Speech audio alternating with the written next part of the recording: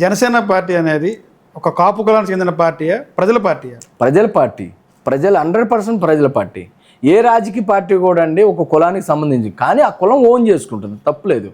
ఒకటి గుర్తుపెట్టుకోండి, 4% ఉన్నారు, 4-5% ఉన్న కమ్మవారు కావచ్చు, 6% ఉన్న రెడ్లు కావచ్చు, లేదు 20% ఉన్న 20-5% ఉన్న కాపులు కావచ్చు, ఎవరి పార్టీని వాళ్ళు ఓన్ చేసుకుంటారు. కానీ ఏ రాజకీయ పార్టీ పెట్టినప్పటికి కూడా, టీడీపీ ఎన్టీఆర్ గారు పెట్టినా, వైసీపీ జగన్మోహన్ రెడ్డి పెట్టినా, జనసేన పవన్ కళ్యాణ్ గారు పెట్టినా ఒక కులం కోసం కాదు. అన్ని కులాలు ఓటేస్తేనే మనం అధికారంలోకి వస్తాం. కానీ ఆ కులం ఓన్ చేసుకుంటుంది అంతే. అది మాత్రం కొన్ని గిట్టన పార్టీలు ఏం చేస్తాయంటే అది కులముద్ర వేస్తాయి. అది సార్, ఇప్పుడు ఏపీలో చూసుకుంటే పవన్ కళ్యాణ్ గారు అంటే బీజేపీ అగ్రనాయకులకి చాలా ఇష్టం, మోడీ గారికి కూడా అతి ఇష్టం. తుఫాన్ అని చెప్పి అన్నారు. మోడీ ఎలా అంటారు అది? అంటే మోడీ గారికి కూడా ఇష్టం, ఆ సన్నిహితం ఏమన్నా ఆంధ్రప్రదేశ్కి ఏమన్నా ఉపయోగపడే రకంగా ఉంటుందంటారు భవిష్యత్తులో? మోడీ గారు మచ్చలేని నాయకుడు అండి. మోడీ గారు ప్రపంచంలో, మోడీ గారికి ఉన్న క్రేజ్ మీకు తెలుసు. మోడీ గారు కూడా ఒక సామాన్యుడు. ఆయన కుటుంబం లేదు, ఆయన కుటుంబానికి ప్రాధాన్యత ఇవ్వటము, 100 కోట్లు సంపాదించుకుందాం, అవినీతి చేద్దాం లేదు. ఈ దేశాన్ని అన్ని దేశాలతో పోటీతత్వంతో ఉంచాలనే ఒక గొప్ప మనసున్న మనిషి అయినా. అదేవిధంగా భారతదేశం అంటే మోడీ గారికి ఇష్టం, అదే ఇష్టం పవన్ కళ్యాణ్ గారికి. ఈ దేశం కోసం పవన్ కళ్యాణ్ గారు ప్రాణం ఇస్తారు. ఆయన హిందుత్వాన్ని గౌరవిస్తారు.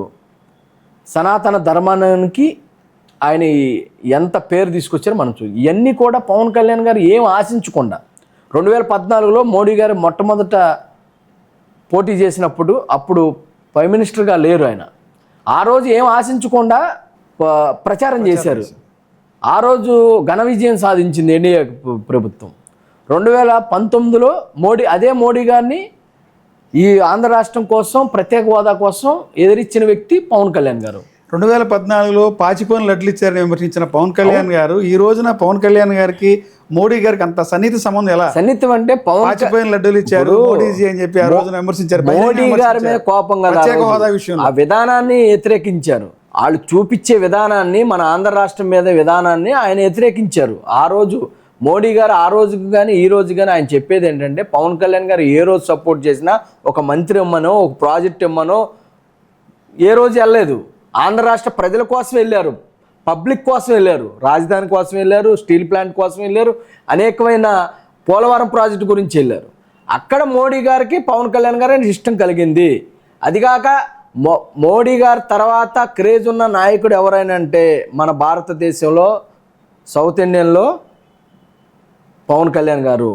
అది చూసి, ఆయన వినయం చూసి, ఆయన నిజాయితీ చూసి, ఏమి ఆశించని ఇలాంటి వ్యక్తిని మోడీ గారు గౌరవిస్తారండి. తుఫాన్ కూడా అన్నారు. తుఫాన్ ఏంటి మీరు చూశారు. గతంలో ముఖ్యమంత్రి చేతులు కట్టుకొని వంగి దండాలు పెడితే మోడీ గారు ఆగి ఎక్కడ పవన్ కళ్యాణ్ గారు కనపడినా, ఏమండి ఇప్పుడు ఈ రోజు అంటే మాకు 2 ఎంపీలు ఉన్నారు సెంటర్లో, గతంలో ఎంపీలు కూడా లేరు. కానీ ప్రతి మీటింగ్కి పవన్ కళ్యాణ్ గారిని పిలిచేవాళ్ళు, పవన్ కళ్యాణ్ గారికి ప్రాధాన్యత ఇచ్చేవాళ్ళు.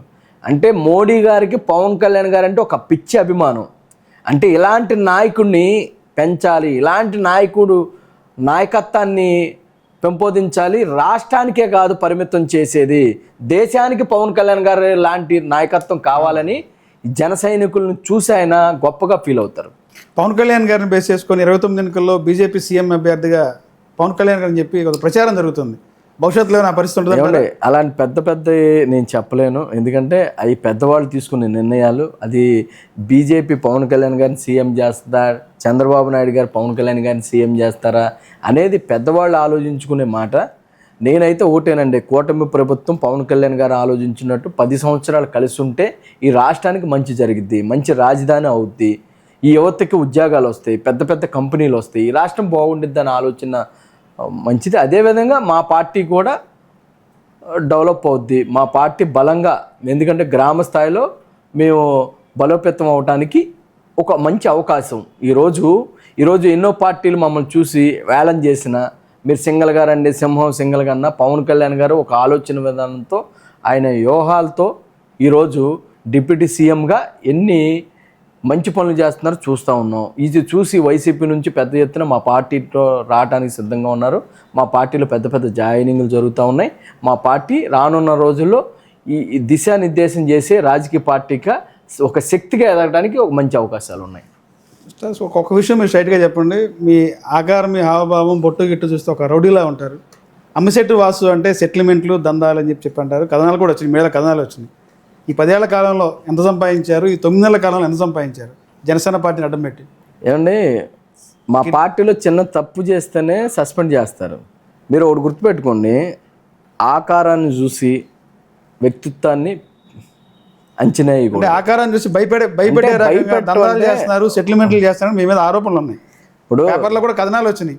అమ్మిశెట్టి వాసు జనసేన నాయకుడు దందాలు చేస్తున్నాడు, ఏ సెటిల్మెంట్ అయినా అమ్మిశెట్టి వాసు చేస్తున్నాడు.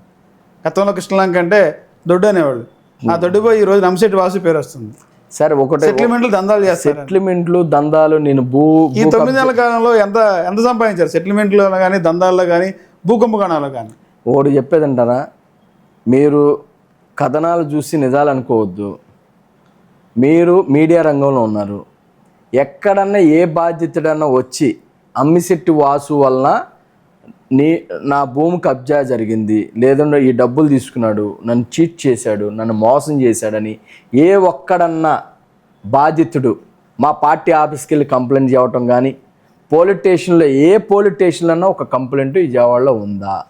ఏమి లేకుండా నిప్పులు ఎందుకు పొగరాదు కదా? అంటే ఈ పార్టీలో ఉన్న కొంతమంది ఒకటండి, ఈర్ష్యా భావం. చాలా మంది పెద్ద పెద్ద వ్యక్తులు 9 నెలల కాలంలో ఎంత సంపాదించారు సెటిల్మెంట్లో? సెటిల్మెంట్ అనేది నేను ఒకటి చెప్పనా, సెటిల్మెంట్ అనేది నేను ఒక్క పంచాయతీ చేయలే. నేను చేసేది ప్రజల కోసం చేస్తా, కష్టాలు వచ్చిన ప్రజల పక్షాన నిలబడతా. ఆ నిలబడే క్రమంలో కొన్ని విషయాల్లో కొన్ని పత్రికలు కావాలని కొన్ని రాజకీయ పార్టీలు నన్ను టార్గెట్ చేసినాయి. ఆ రాజకీయ నాయకులు ఎవరో కూడా నా పేర్లతో సహా తెలుసు. ఎవరా నాయకులు? అదన్నీ కూడా మా పార్టీ దృష్టిలో ఉంది. మా పార్టీ కూడా అన్ని పదే కూడా అలా ప్రచారం చేస్తే ఎవరైనా తెలియకపోతే అదే నిజంగా ఉంటారు కదా. పార్టీ అధిష్టానం కూడా ఆల్రెడీ కంప్లైంట్లు పెడుతున్నారు. పేపర్లో వచ్చినాయి అంటే వస్తుంది, మీడియా పేపర్లో కథనాలు వచ్చినాయండి. పార్టీ కూడా హైకమాండ్ దృష్టికి వెళ్ళదు కదా. కథనాలు వచ్చినాయి పేపర్లో. నేను కూడా 10,000 రూపాయలు యాడ్ వేపిస్తే నేను కూడా వేపిస్తా, మీ మీద వేపిస్తా, నేను ఎవరి మీద వేపిస్తా. అంటే యాడ్ చేస్తే కాదండి, ఒక మీడియా రంగంలో వచ్చింది. ఏం వాస్తవాలు ఏంటో అక్కడ తెలుసు ప్రజలకి, పార్టీకి తెలుసు. పార్టీ నన్ను ఎక్స్ప్లెనేషన్ అడిగింది, నేను ఇచ్చాను. నేను ఒకటే గుర్తుపెట్టుకోండి, నేను ఎక్కడన్నా నేను మేము మీడియా ముఖంగా ఒకటి చెప్తా ఉన్నా, కొంతమంది ఎదవలు మాట్లాడే మాటలకు నేను చెప్తా ఉన్నా. ఎవరి భూమి అన్నా సెంటు భూమి నేను ఆక్రమించుకుంటే మీ మీడియా సాక్షిగా రాజకీయాలకి దూరంగా వెళ్ళి సెంటు భూమికి 10 సెంటు భూమి వాళ్ళకి ఇచ్చి నేను క్షమాపణ కోరుకుంటా. ఎవరి దగ్గరన్నా నేను పంచాయతీ చేసి 10,000 రూపాయలు డబ్బులు తీసుకున్నానని నిజమైన ఆరోపణలు అమ్మవారి సాక్షిగా ప్రమాణం చేసి నేను చేసే పనికి నేను తీసుకున్నానని ఎవరు తన నిరూపిస్తే నేను రాజకీయాల దూరంగా ఉంటాను. సెటిల్మెంట్లు, దందాలు చేయకపోతే మీకు ఈ యొక్క ఐఫై లైఫ్, లగ్జరీ అన్ని ఎక్కడ? మీకు వ్యాపారాలు ఉంటాయండి. సెటిల్మెంట్ చేస్తే ఒకటి గుర్తుపెట్టుకోండి, 9 నెలలు అయింది మా ప్రభుత్వం వచ్చి. అవును, నేను 9 నెలల్లోనే సెటిల్మెంట్లు చేశానా? ఈ 10 ఏళ్ళ నుంచి చేశానా? మీకు 10 ఏళ్ల క్రితం కూడా, 5-6 ఏళ్ల క్రితం కూడా నా మీద ఎట్లా ఉన్నాయి? వైసీపీ గవర్నమెంట్లో నేను సెటిల్మెంట్లు, దందాలు చేస్తే నన్ను లోపల పెట్టాలి కదా, నా మీద కేసులు పెట్టాలి కదా, నా మీద రౌడీ షీట్లు పెట్టాలి కదా. చిన్న కేసు లేదు నాకున్నది ఒకే ఒక కేసు, అది వైసీపీ ప్రభుత్వం పెట్టించిన కేసు. గుంటూరులో ఒక కేసు తప్ప. సెటిల్మెంట్ విషయంలో కూడా గత ఎమ్మెల్యే, మాజీ ఎమ్మెల్యే, మంగళగిరి మాజీ ఎమ్మెల్యే ఆర్కే కూడా మీ మీద కంప్లైంట్ పెట్టించారు. అవును, ఆర్కే గారు పెట్టించిన కేసు తప్ప నా మీద కేసు లేదండి. ఏమండి, ధర్నాల కేసు తప్ప. ఎవరికైనా మీడియా సాక్షిగా వాసు మీద కేసులు ఉన్నాయంటే ఒక గుంటూరులో పెద్ద కాకంలో ఒక కేసు తప్ప, అది కూడా అక్కడున్న మాజీ ఎమ్మెల్యే పెట్టించిన కేసు తప్ప నా మీద ఎక్కడ ఒక కేసు లేదు. మీ మీడియా సాక్షిగా ఎవరన్నా అమ్మిశెట్టి వాసు మా పొలాన్ని కబ్జా చేశాడు, మా దందా చేశాడు, మమ్మల్ని బెదిరించి డబ్బులు అడిగాడని మీడియా సాక్షిగా, అమ్మవారి సాక్షిగా ఎవరైనా వస్తే నేను ఏది చేయడానికి సిద్ధంగా ఉన్నాను. తప్పుడు యాదవులు తప్పుడు మాటలు మాట్లాడతారు, తప్పుడు రాతలు రాపిస్తారు కొన్ని పేపర్లు అడ్డం పెట్టుకొని.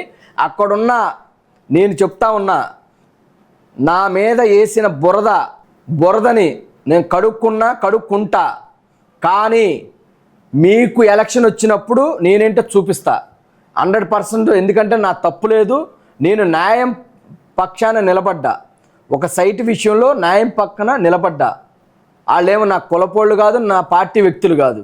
నేను న్యాయం ఉందని న్యాయంగా నిలబడితే అన్యాయంగా అక్రమంగా కావాలని నా మీద కొన్ని పేపర్లతో కావాలని కుట్ర చేశారు. అదన్నీ కూడా పార్టీ దృష్టిలో పెట్టాను, నేను ఎదుర్కొంటా.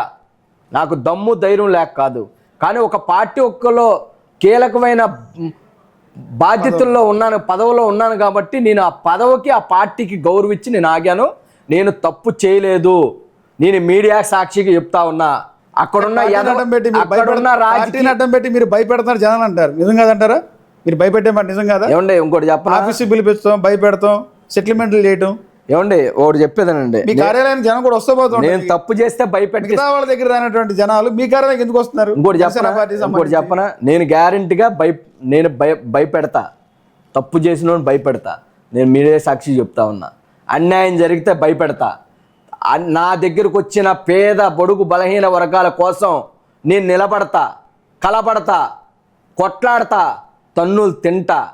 కానీ న్యాయబద్ధంగా చట్టబద్ధంగా నేను ఏదైనా కానీ డబ్బుల కోసం పంచాయతీలు చెయ్యను. నేను డబ్బులు సంపాదించుకోవాలంటే నాకు వ్యాపారాలు ఉన్నాయి, నేను బిజినెస్లు ఉన్నాయి, బిజినెస్లోనే సంపాదించుకుంటా.